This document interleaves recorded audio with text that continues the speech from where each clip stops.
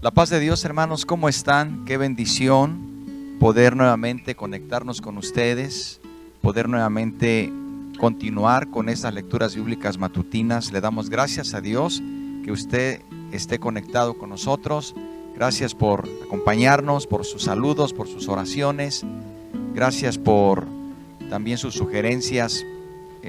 Gracias a Dios que nos permite poder juntos escudriñar las Sagradas Escrituras. Qué importante es iniciar el día con la lectura de la palabra de Dios, porque sabemos que es la regla de nuestra vida, de nuestra fe, la guía, la lámpara, es nuestro mapa para llegar a la tierra, al final, a la tierra que el Señor nos dará, a la vida eterna, a la patria celestial.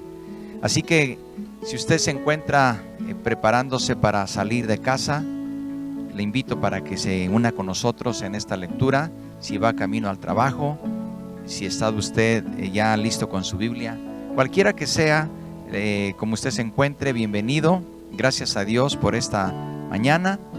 Y vamos a leer el capítulo 2 en sus versículos 1 al 9. Nos habla de que somos salvos por gracia. Así que escuche la palabra de Dios y puede leerla conmigo. Y dice así: Él os dio vida a vosotros cuando estabais muertos en vuestros delitos y pecados, en los cuales anduvisteis en otro tiempo, siguiendo la corriente de este mundo, conforme al príncipe de la potestad del aire, el espíritu que ahora opera en los hijos de desobediencia, entre los cuales también todos nosotros vivíamos en otro tiempo, en los deseos de nuestra carne, haciendo la voluntad de la carne y de los pensamientos, y éramos por naturaleza hijos de ira, lo mismo que los demás. Pero Dios, que es rico en misericordia, por su gran amor con que nos amó, aun estando nosotros muertos en pecados, nos dio vida juntamente con Cristo. Por gracia sois salvos. Y juntamente con Él nos resucitó, y asimismo nos hizo sentar en los lugares celestiales con Cristo Jesús, para mostrar en los siglos venideros las abundantes riquezas de su gracia en su bondad para con nosotros en Cristo Jesús. Porque por gracia sois salvos, por medio de la fe, y esto no de vosotros, pues es don de Dios, no por obras, para que nadie se gloríe, porque somos hechura suya, creados en Cristo Jesús para buenas obras, las cuales Dios preparó de antemano para que anduviésemos en ellas. Amén. Hasta aquí termina el versículo 10, del 1 al 10, y hagamos unas breves consideraciones de esta lectura de esta mañana. Notamos, queridos hermanos, cómo inicia el apóstol Pablo este capítulo. El apóstol lleva al lector desde la gloriosa diestra de Dios, que nos habló del capítulo 1, verso 20, hasta la profunda oscuridad del reino del príncipe de la potestad del aire, que es Satanás mismo, según dice el capítulo 2, versículo 2. En el primer capítulo usted va a recordar que Pablo habló de las increíbles alturas de bendición, esperanza y poder divino. Supimos que el creyente está del lado correcto cuando estamos en Cristo. Y estamos siempre confiando en que si estamos en Cristo, estamos en la luz y no estamos en las tinieblas. Pero ahora el apóstol nos hará recordar también del abismo del cual nos sacó el Señor. Después, nuevamente nos introduce hasta sentarnos también nuevamente con Cristo en los cielos. Nos lleva en un viaje, por decirlo de esta forma, que empieza de dónde nos sacó el Señor, de dónde nos trajo el Señor, para qué nos trajo el Señor y hacia dónde nos quiere llevar el Señor con esta vida nueva que tenemos. Así que nos habla que el Señor nos trajo desde la muerte a la vida, nos trajo de la ira a la bendición, porque la paga del pecado es muerte, pero la dádiva de Dios en Cristo es vida eterna. Dice el versículo 1 al 3, nos habla de cuando estábamos muertos en vuestros delitos y pecados. Decir que una persona está muerta cuando obviamente está viva puede ser contradictorio y hasta ofensivo decirle a una persona que está viva que está muerta.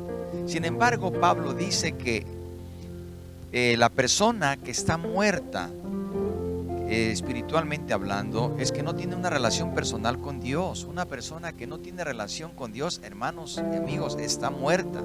No posee la vida que realmente es la vida espiritual. Así como la muerte física es la separación del alma y el cuerpo, la muerte espiritual es la separación de la persona de Dios, de nuestro Dios, el autor de la vida. Así que son palabras duras. Decir que una persona viva está muerta es una palabra dura, pero realmente así nos dice la palabra, que cuando una persona está lejos de Dios, está muerta. De tal manera que aquí el apóstol trata de hacernos ver que no podemos entender el problema, somos incapaces de ayudarnos a nosotros mismos si la salvación en Cristo no está en nosotros. Si el Señor no está en nuestra vida, si el Señor no nos da esa vida, no podemos entender las cosas de Dios porque estamos muertos en los delitos y pecados. Los versículos 2 y 3 que leímos también describen características de las personas que están alejadas de Dios. Dice que siguieron las corrientes de este mundo.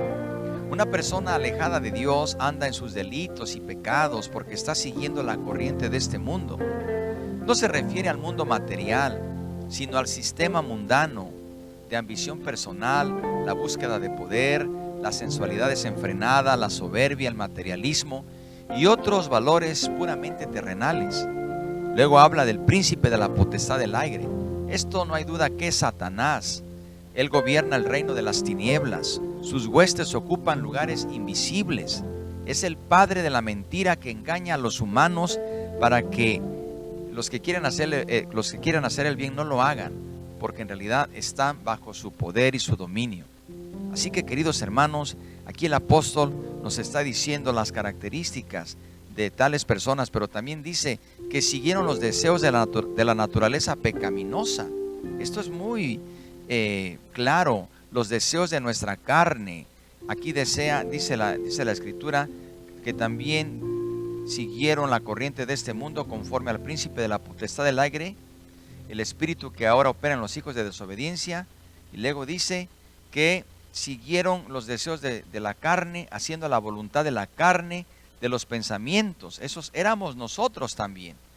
Esos éramos nosotros, de ahí nos trajo el Señor. Vivíamos en los deseos de la carne. Ahora, gracias a Dios, porque el Señor nos ha librado no solamente de la potestad de las tinieblas, nos ha librado de los deseos desenfrenados de la carne. Seguimos luchando con la carne, pero la carne no nos domina, porque Cristo es nuestro Señor, y ahora en el nombre de Cristo la carne se sujeta a Cristo. Tenemos una lucha permanente, pero sabemos que Dios nos ayuda. Queridos hermanos, así que el apóstol nos está llevando por este camino, por este viaje, de dónde nos sacó el Señor, cómo estábamos, cómo está la persona sin Cristo, hacia dónde nos lleva el Señor, pero luego también nos escribe y nos hace ver algo muy importante. Nos hace ver que somos, todo esto lo que tenemos es porque se nos ha dado por gracia. Somos salvos por gracia, por medio de la fe. Esto no es de vosotros, pues es un don de Dios. Esto es muy importante entenderlo, queridos hermanos y amigos, porque gracia es la palabra clave en este párrafo. Si nosotros quisiésemos hacer un resumen de estos 10 versículos, sería la palabra gracia.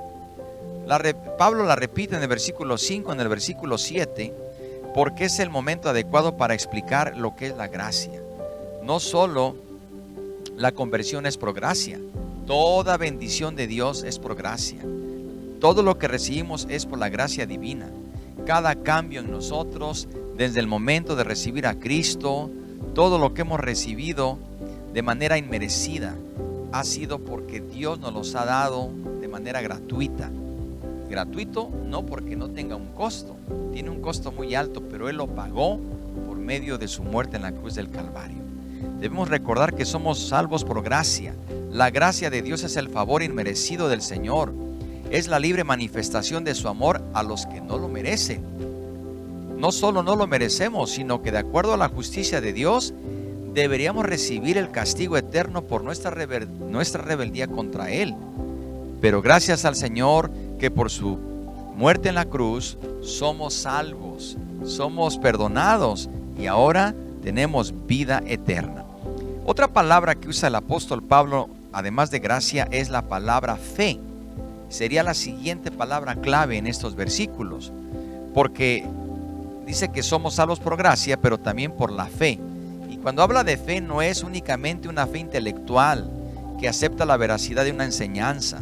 Santiago nos recuerda que también los demonios creen en la existencia y en el poder de Cristo.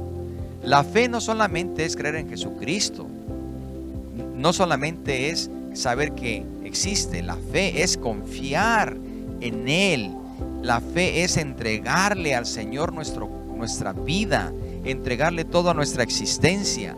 La fe, queridos hermanos, que se ejercita en este caso es aceptar el sacrificio de Cristo Jesús por nuestros pecados. Recordemos que cuando uno cree que Jesús murió por nuestros pecados y que resucitó de los muertos y que confiamos en Él para vida eterna, esa persona está confiando en Cristo plenamente en una fe inconmovible.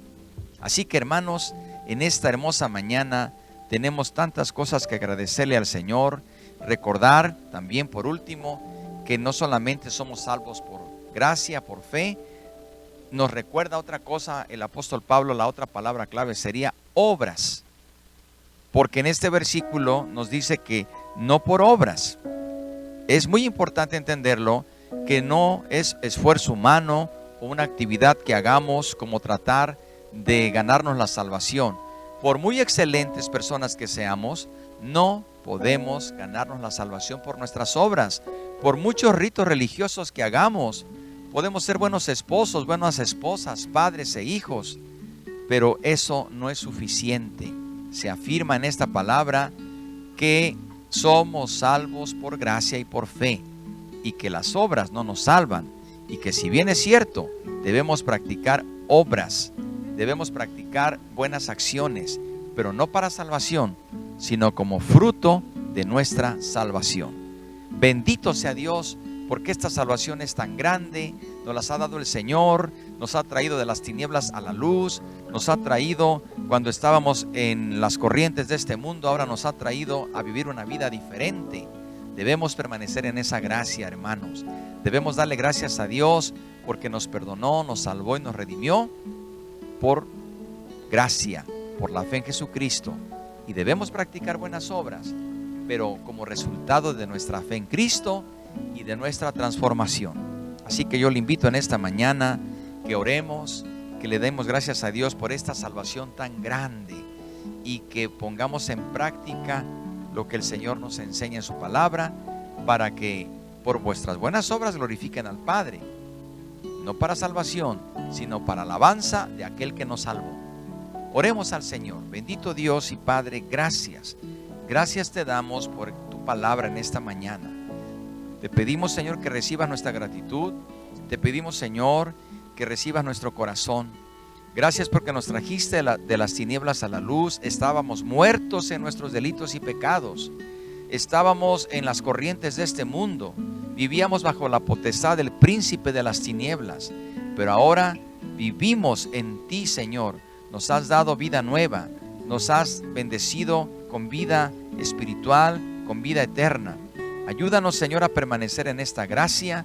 Ayúdanos a permanecer en esta fe y que podamos ser de buen testimonio, que nuestras obras glorifiquen al Padre, que nos salvó y nos amó con amor eterno. Gracias por tu amor y por tu misericordia. Por Cristo Jesús. Amén y amén. Querido hermano y hermana, Dios le bendiga. Sigamos adelante, que tenga usted un día bendecido y recuerde, el día de mañana le esperamos para continuar con los siguientes versículos del capítulo 2 de la carta a los Efesios. Por lo tanto, por lo pronto, deseamos que Dios le bendiga y le esperamos mañana con el favor de Dios. La paz de Dios sea con usted.